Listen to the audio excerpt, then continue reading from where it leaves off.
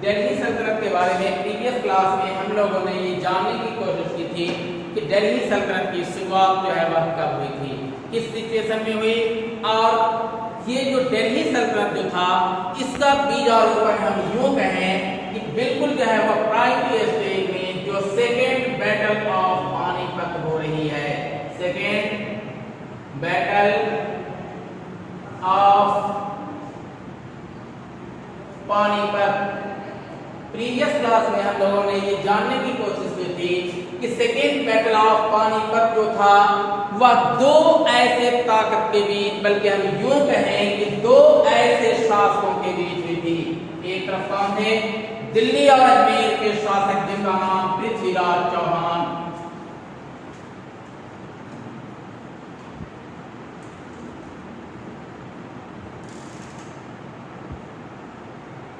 Prithviraj Chauhan.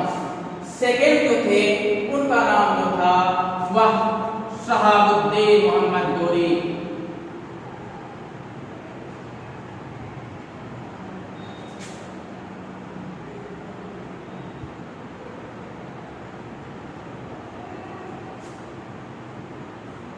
Previous class में हम लोगों ने पूरे इसके बारे में जो है जानने की कोशिश की थी।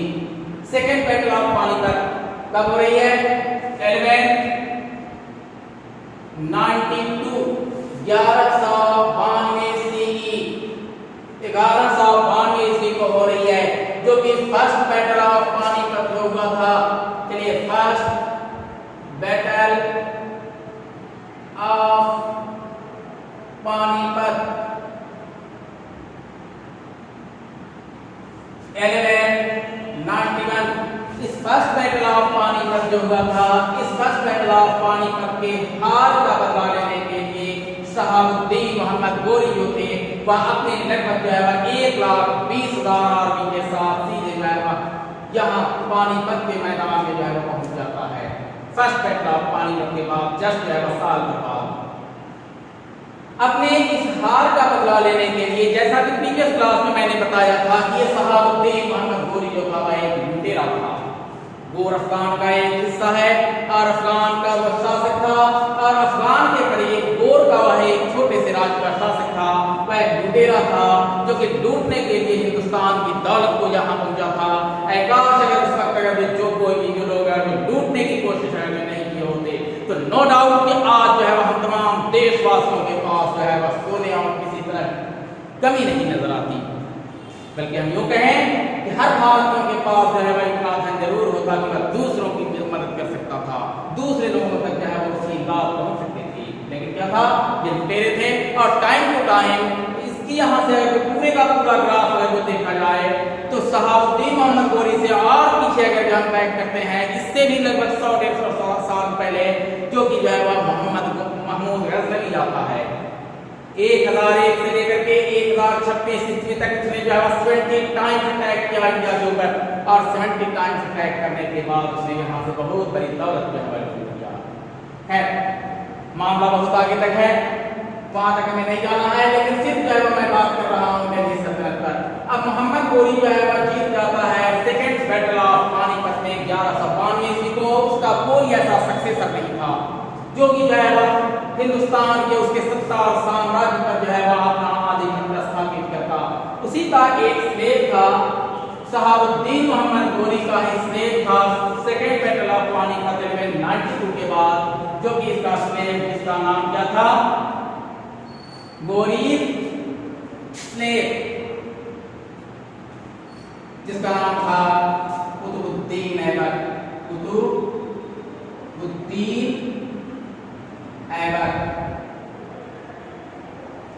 स्लेव है, गुलाम है वह, और गुलाम होकर के उसने जो है वह सबसे पहले अपने जिस सल्तनत की और जिस चीज की स्थापना जो की थी इंडिया के हिस्ट्री में, उसको हम स्लेव डायनेस्टी के नाम से जानते हैं। Slave dynasty.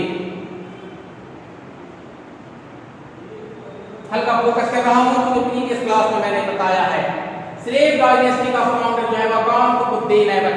कुतुबुद्दीन ऐबक ने स्लेव डायनेस्टी की स्थापना कर दी। इसका पीरियड जो है वह 1206 से लेकर के पूरे का पूरा जो है 1210 ईस्वी तक था। 4 साल तक, 4 साल के अपने इस हुक्मरानी ने उसने जो है अच्छे ढंग से जो है वो माना जा सकता है, बल्कि हम यूँ कहें कि उसने जो है वो 2.5 दिन का झोपड़ा और फिर कुव्वतुल इस्लाम मस्जिद का निर्माण करवाया था। ये दोनों का दोनों जो है वह दिल्ली में ही है। वह बहुत बड़ा दानवीर शासक था, यानी कि कुतुबुद्दीन ऐबक, जिसको कि दान की स्थिति को देखते हुए उसको लाखा बख्शता कहा जाता था, बल्कि वह लाखों का दान करने वाला था। वह गरीबों, मजलूमों, यतीमों, बीमारों की मदद करता था और सरेआम दोनों हाथ खोल करके वह दान वगैरह किया करता था। इसका पीरियड जो है वो 1206 से लेकर के और 1210 ईस्वी तक। 1210 ईस्वी में चौगान खेलते हुए घोड़े से गिर करके उसकी मृत्यु हो जाती है और उसके मरने के बाद जो है वह इसका दूसरा स्लेव था जिसका नाम था, आगे मैं इस पर जो है वो बात करता हूँ, सल्तनत पीरियड का ही दूसरा जो है वह कुतुबुद्दीन ऐबक के बाद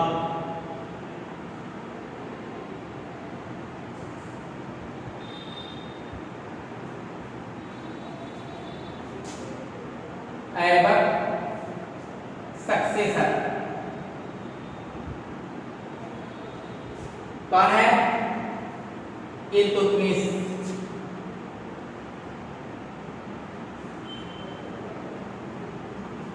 इसका पीरियड जो है 1211 से लेकर के 1226 ईस्वी तक।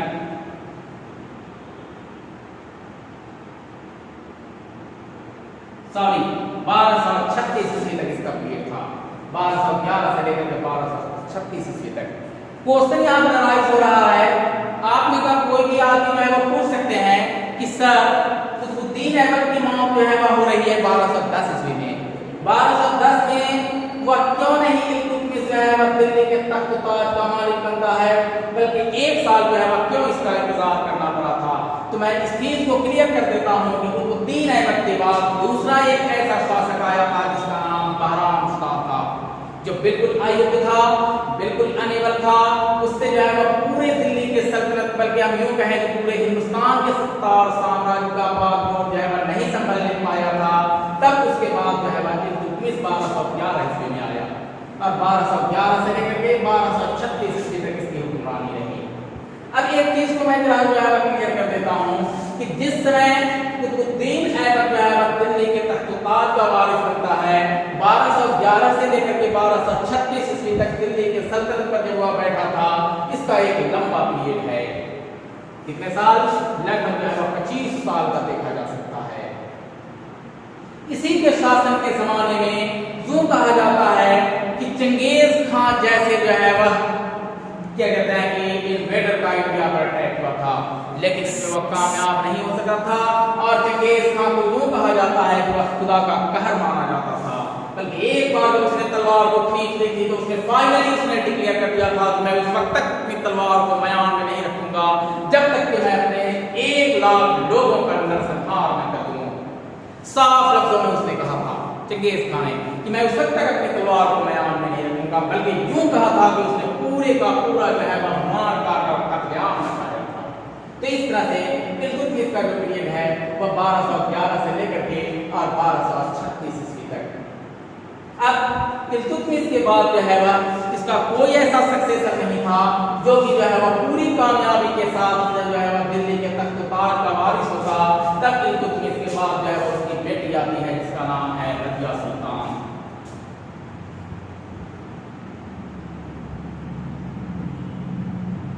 रजिया सुल्तान, इसका पीरियड जो है वह 1236 से लेकर के 1240 ईस्वी तक था रजिया सुल्तान का।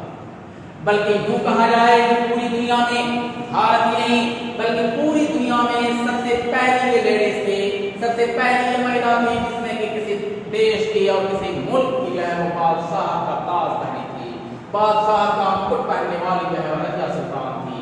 इसलिए कि इल्तुतमिश अपने जीवन काल में ये डिक्लेयर कर चुका था कि हमारे जो कोई भी जो बेटे वगैरह जो हैं उनमें इतनी ज्यादा एबिलिटी नहीं है, उनमें इतनी ज्यादा जो है वह योग्यताएं नहीं है जो कि जो है वह पूरे का पूरा तख्त ताज का वारिस बन सके। इसलिए फाइनली उसने डिक्लेयर कर दिया था कि मेरे मरने के बाद मेरे जो तख्त ताज का वारिस होगा, मेरा जो सक्सेसर जो होगा वह मेरी बेटी रजिया सुल्तान होगी। उसके जो कोई भी जो अमीर थे, जो कोई भी जो सफीर थे, जो कोई भी जो बड़े बड़े ऑफिसर जो थे, नॉवेल्स वगैरह जो थे, अरिस्टोक्रेसी तबके के जो लोग थे, उन लोगों ने रजिया के नाम का तजवीज़ तो किया, लेकिन बादशाह के फैसले को मानते हुए उस वक्त का ऐसा माहौल था कि आखिर जो है वह दिल्ली के सल्तनत पर और दिल्ली के तख्त-ओ-ताज की वारिस और इसकी मले पर जो है वह एक औरत जात जो है वह कैसे हो सकती है। लेकिन फिर भी तमाम प्रयासों को नजरअंदाज करते हुए, तमाम चीजों को छोड़ते हुए 1236 ईस्वी को बादशाह इल्तुतमिश के मरने के बाद रजिया सुल्तान को दिल्ली के तख्त पर बैठा दिया जाता है। तख्त पर बैठने के बाद इसका जो पीरियड था वह 1236 से लेकर के 1240 ईस्वी तक था। नेक्स्ट फिर हम लोग जो है अगले क्लास में इस पर बात करेंगे। Thank you.